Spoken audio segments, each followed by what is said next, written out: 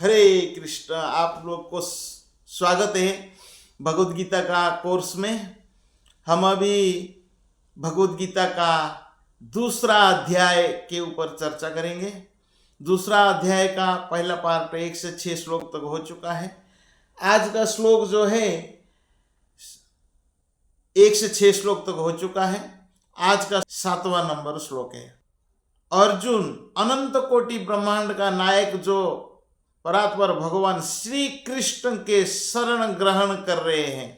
कार्पण्य दोष अपहत स्वभाव पृच्छामि त्वं धर्म समूढ़ चेता यच्छ्रय स्वनिश्चितम ब्रूहि तन्मे शिष्यस्ते अहम साधि माम त्वं प्रपन्नम। अर्जुन कह रहे हैं अब मैं कृपण दुर्बलता के कारण अपना कर्तव्य भूल गया हूं।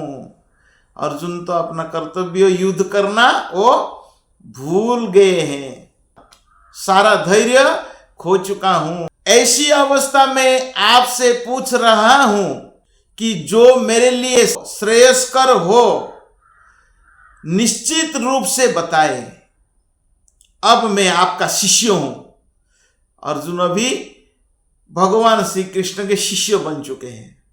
गुरु देव जो भी आदेश दे दिए वही आदेश को अपना जीवन में पालन करना चाहिए और वही आदेश अपना जीवन का लक्ष्य होता है। कृपया मुझे उपदेश दें, आप उपदेश दीजिए। तो इस प्रकार भगवान से अर्जुन ने कहा। जब हम दुख के परिस्थिति में आ जाते हैं तो किसी को भी हम अपना दुख को बताते हैं, लेकिन ये संसार वाले इतना स्वार्थी होते हैं। इनको अगर अपना दुख बताया तो उसका आनंद लेते हैं। सब भगवान श्री कृष्ण नहीं है जो आपको उपदेश कर दे। प्रभुपाद यूज्ड टू से तो cheaters and cheated by others both are full of in this material world. Wherever you go you will find two kinds of people. तो आप किधर भी जाइए आपको दो प्रकार के लोग मिलेंगे, जो एक धोखा देने वाला और एक धोखा खाने वाला। इसलिए इस संसार में किसी के ऊपर विश्वास करके शिष्य नहीं बनना चाहिए। Gurus are also cheaters, many bogus gurus are there. बहुत सारे गुरु ऐसे हैं जो आपको फंसाने वाले हैं। इसीलिए 4 परंपरा में गुरु होते हैं। पहले तो गुरु शब्द का अर्थ क्या है? गुरु शब्द का अर्थ है, समझिए, बहुत आसान है। गु का अर्थ गुस तत् अंधकारस्य रूस तत् निरोधक। अंधकार निरोधित्वात् गुरुरीत्य अभिधीयते। गुरु शब्द का अर्थ है जो अंधकार से मुक्त करता है, जो अज्ञान दूर करते हैं और ज्ञान प्रकाशित करते हैं। हमारा हृदय में जो ज्ञान प्रकाश करता है वही गुरु है। तो हमारा सभी लोगों का गुरु है, परम गुरु है। गुरु का गुरु अगर देखा जाए तो भगवान श्री कृष्ण ही सबका गुरु है। और जो उनका प्रतिनिधित्व करते हैं वो गुरु, और वो प्रामाणिक होना चाहिए। प्रामाणिक परंपरा 4 है। पहला है ब्रह्मगौड़ीय संप्रदाय, दूसरा है रुद्र संप्रदाय, तीसरा है श्री संप्रदाय है, चौथा है कुमार संप्रदाय। ये 4 संप्रदाय प्रामाणिक है। इस परंपरा में जो गुरु आते हैं उनको हमें स्वीकार करना चाहिए। बाकी जो गुरु परंपरा नहीं है हम उनके बारे कुछ कहेंगे नहीं, लेकिन ये 4 परंपरा से ये गुरु को स्वीकार करना चाहिए। तो एक है जो धोखा देने वाला, दूसरा है धोखा खाने वाला। 2 प्रकार के व्यक्ति है संसार में। तो गुरु है धोखा देने वाला है, शिष्य धोखा खाने वाला है। वो भी 2 प्रकार के एकत्र हो जाते हैं, उससे हमें कोई मतलब नहीं है। ब्रह्मांडे भ्रमिते कौन भाग्यवान जीव गुरु कृष्ण प्रसाद पाए भक्ति लता बीच। कोई व्यक्ति अगर भक्ति करना चाहता है तो गुरु और कृष्ण की कृपा आवश्यक है। कृष्ण का जब कृपा होता है तो गुरु का कृपा होता है, और गुरु का कृपा जब होता है तो कृष्ण की कृपा होता है। तो ये गुरु प्रामाणिक होना चाहिए। 4 संप्रदाय में से कोई भी गुरु को स्वीकार कर सकते हैं। मनुष्य शरीर मिलता है और जो भगवान का शरणागत हो जाता है, कृष्ण का शरणागत होना चाहता है, तो भगवान स्वयं अपना प्रतिनिधि को गुरु के रूप में अपना जीवन में भेज देते हैं कि अर्जुन के समक्ष स्वयं भगवान श्री कृष्ण उपस्थित है। कृष्ण ही गुरु है डायरेक्ट। ये सौभाग्य हमें प्राप्त नहीं होगा, लेकिन कृष्ण का प्रतिनिधि के रूप में हमें सौभाग्य प्राप्त हो सकता है। जैसे हमें कोई संप्रदाय के साथ जुड़ गए तो हमारा कृष्ण के साथ डायरेक्ट रिश्ता है, डायरेक्ट कनेक्शन। भगवान श्री कृष्ण ने ब्रह्मा जी को ज्ञान दिए, ब्रह्मा जी ने नारद जी को ज्ञान दिए, ऐसा परंपरा से आता है। जो हम ब्रह्म गौड़िया माधव संप्रदाय में है, जो माधवाचार्य हमारा गुरु है, और उनका संप्रदाय में ये श्री भक्ति वेदांत स्वामी प्रभुपाद, उनका शिष्य बनते जाएंगे, आगे भी परंपरा चलता रहेगा। ये गुरु परंपरा है। कृपण दुर्बलता के कारण अपना कर्तव्य भूल गया हूं और सारा धैर्य खो चुका हूं। अर्जुन का कर्तव्य क्षत्रिय होने के नाते युद्ध करना चाहिए, लेकिन युद्ध से विमुख हो रहा है। अर्जुन युद्ध से विमुख हो रहा है, तो इसीलिए वो कह रहे कि मेरा कर्तव्य क्या है मैं भूल चुका हूं। हम इस संसार में अज्ञान बसता माया के चंगुल में फंस गए हैं।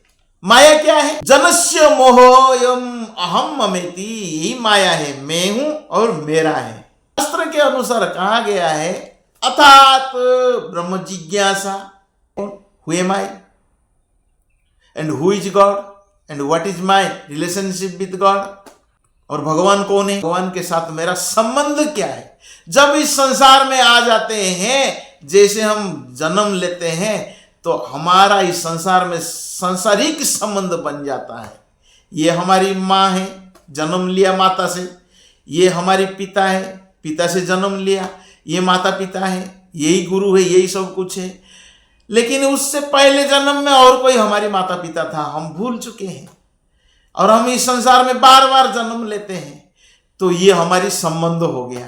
तो हमारा संबंध ज्ञान भगवान से हम भूल चुके हैं, हमारी सांसारिक संबंध हो गया। तो प्रभुपाद तात्पर्य में लिखते हैं कि कृपण शब्द बड़ा महत्वपूर्ण है। कृपण कौन है? कंजूस। हम सोचते हैं जिसने पैसे की कंजूस करता है ये कृपण है, नहीं, धनवान व्यक्ति भी कृपण हो सकता है। जो मानव जीवन की समस्याओं को हल नहीं करता और आत्म साक्षात्कार के विज्ञान को समझे बिना कुकर सुकर की भांति इस संसार को त्याग कर चला जाता है, वो वास्तव में कृपण है। और उसका अपोजिट ब्राह्मण है। ब्राह्मण मतलब जो विपरीत होता है, इस शरीर का उपयोग जीवन की समस्याओं को हल करने में करता है। तो देहात्म बुद्धिवश कृपण या कंजूस लोग अपना सारा समय परिवार समाज देश आदि के अत्यधिक प्रेम में गवा देते हैं। मनुष्य प्राय चर्म रोग के आधार पर अपने पारिवारिक जीवन अर्थात पत्नी, बच्चों तथा परिजनों में आसक्त रहता है। वो वास्तव में कृपण है। कृपण ये सोचता है कि वह अपने परिवार को मृत्यु से बचा सकता है, अथवा वो सोचता है कि उसका परिवार या समाज उसे मृत्यु से बचा सकता है। खुद नहीं बच सकते हैं मृत्यु से, या परिवार को हम बचा नहीं सकते हैं। जो सोचता है बचा सकता हूं, वो वास्तव में कृपण है। तो प्रभुपाद कृपण शब्द का व्याख्या करते हैं। इस श्लोक में अर्जुन भगवान श्री कृष्ण का शरणागत हो चुका है। जहि प्रपश्यामि, ये 8 नंबर श्लोक है। मुझे ऐसा कोई साधन नहीं दिखता है जो मेरी इंद्रियों को सुखाने वाले इस शोक को दूर कर सके। स्वर्ग पर देवताओं के आधिपत्य की तरह इस धनधान्य संपन्न सारी पृथ्वी पर निष्कंटक राज्य प्राप्त करके भी मैं इस शोक को दूर नहीं कर सकूंगा। लोग सोचते पैसा से टेंशन, डिप्रेशन, एंजाइटी को दूर कर देंगे, लेकिन ऐसा संभव नहीं है। इस संसार में कुछ ना कुछ व्यक्ति को कमियां है। किसी का विवाह नहीं हुआ, वो सोचता है मेरा विवाह क्यों नहीं हुआ। मनुष्य को कमी रहता है। जीवन में कोई पढ़ाई नहीं कर पाया, जिसने पढ़ाई किया उसको नौकरी नहीं है, जिसको नौकरी है सब कुछ है, उसका विवाह नहीं हुआ। अगर किसी का पत्नी अगर है, सुंदर पत्नी है, धन है, संपत्ति है, सब कुछ है, शरीर में कोई बीमारी हो गया, तो इस प्रकार के समस्या इस संसार में है। इस संसार का शोक को कोई दूर नहीं कर सकता है। जन्म लेना ये समस्या है, मृत्यु होना ये भी समस्या है, जन्म मृत्यु के बीच में बुढ़ापा होना ये भी समस्या है, और बीमारी आना ये भी समस्या है। इस समस्याओं से कोई नहीं बचा सकता है, ये परमानेंट समस्या है और सभी को है। इस भौतिक जगत में हर व्यक्ति को ये 4 प्रकार के समस्या है। लेकिन जो पारिवारिक समस्या है, यहां अर्जुन को पारिवारिक समस्या आया है, मेरा स्वजन को वध करूं या नहीं करूं।